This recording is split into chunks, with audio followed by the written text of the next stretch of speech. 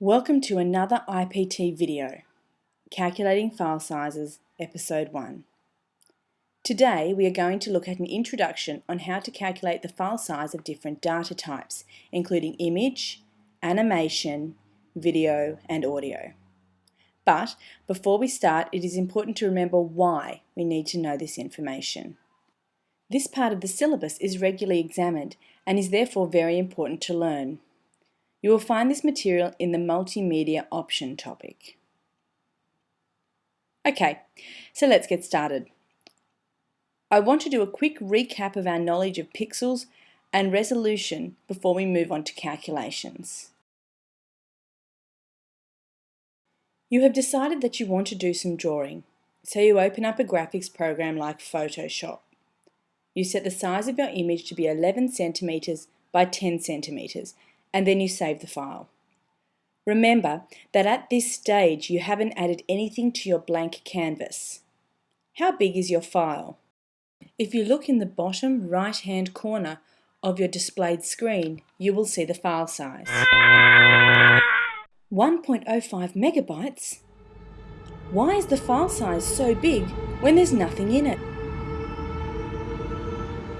Part of the reason that the file is so big is due to the number of pixels in the image. Well, everything that is shown on a computer screen is displayed in a massive grid. The grid has hundreds of different cells, or pixels. The number of pixels on the screen is called the resolution. In our current example, our resolution is 6 by 7, or 42 pixels. Okay, so now we know what the terms pixels and resolution mean. But how does this all relate to our blank image file of 1.05 megabytes? Well, the computer needs to store each pixel on the screen separately, even if the individual pixel has nothing in it. All our blank space in our image file, therefore, is stored. Okay, so let's get back to calculating. You open your graphics program and draw a line in red. And then you draw another line in blue. And finally, a third line in black. They look different on the screen, and when you save and then reopen the file, you want them all to appear. Now, we already know that the computer saves each pixel on the screen, and therefore will save all of our lines. But how does the computer save the color of each line? This is called bit depth. Bit depth is the number of bits that are stored for each pixel on our screen. In these bits, we store the color value of the pixel. How do you calculate bit depth, I hear you ask? Well, now we start getting a bit mathematical. We use a special formula that looks like this. 2 to the power of b equals c, where b refers to the number of bits and c refers to the number of available colours. But what does this look like with real numbers? If we look at our image here, we have 4 colours: red, blue, black and a white background.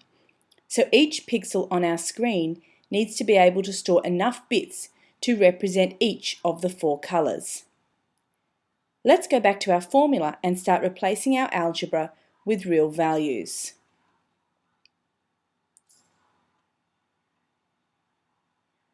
We already know that the number of colours we are representing equals 4. So let's replace the letter C with the number 4. That leaves us with only one unknown value, the B.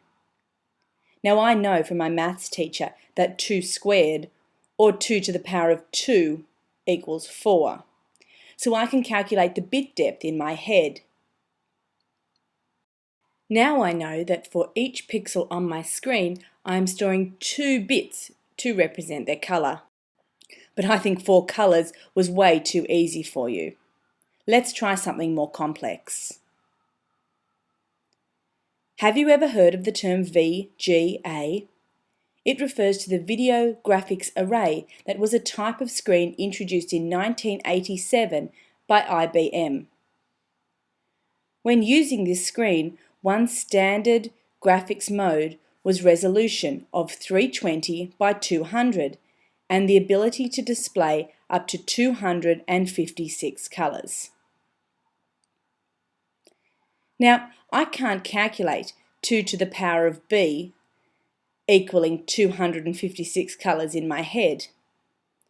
I wonder if there's a quicker way of doing this.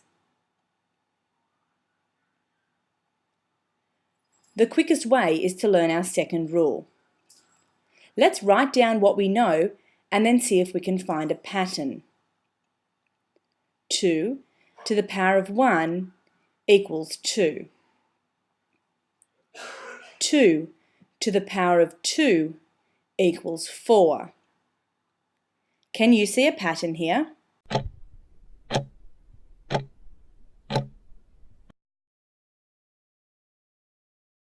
Yep, every time we increase our bit depth by 1, our number of colours doubles. So, following the pattern, 2 to the power of 3 equals 4 times 2, or 8.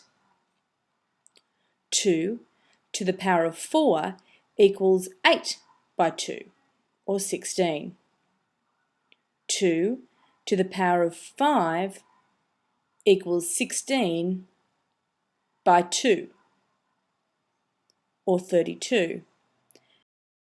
2 to the power of 6 equals 32 by 2, or 64. 2 to the power of 7 equals 64 by 2, or 128.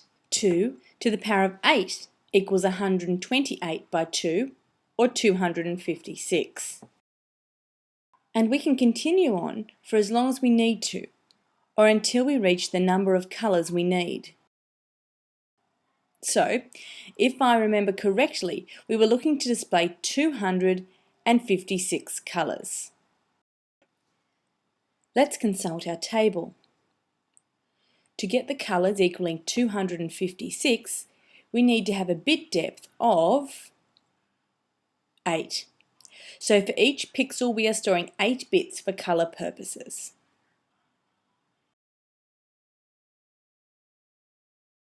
So now we know about pixels, resolution and bit depth, and we have also learnt 2 new rules.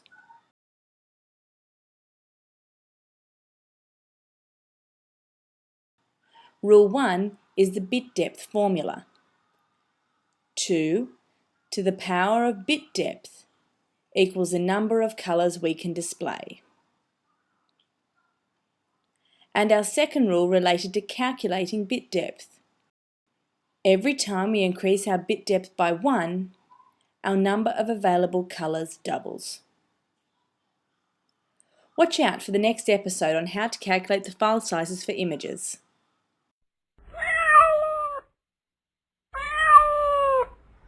This has been another Shy Cat production.